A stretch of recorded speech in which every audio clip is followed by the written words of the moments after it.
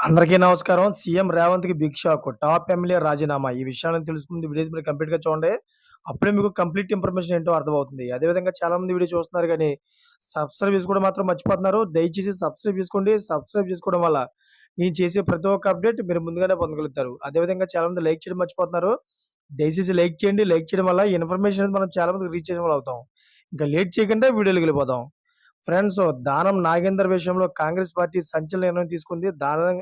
దానం నాగేందర్‌తో ఎమ్మెల్యే పదవికి రాజీనామా చేయించే యోచనలో కాంగ్రెస్ పార్టీ ఉన్నట్లు సమాచారం అందుతోంది. తెలంగాణ స్పీకర్ నిర్ణయం తీసుకునే వరకు వేచి ఉండక ముందే రాజీనామా చేయించి తిరిగి ఎన్నికలకు వెళ్లాలని కాంగ్రెస్ ఆలోచనలో ఉంది.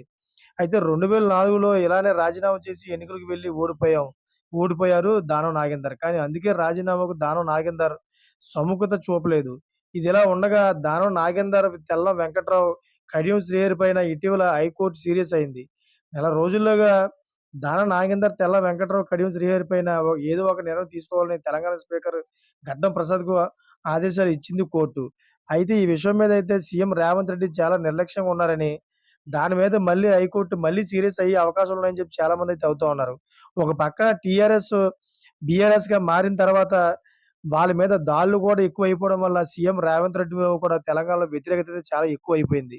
చూసారా ఫ్రెండ్స్? ఇటువంటి లేటెస్ట్ అప్డేట్స్ కోసం ఛానెల్ సబ్స్క్రైబ్ చేసుకోండి. Thank you for watching friends.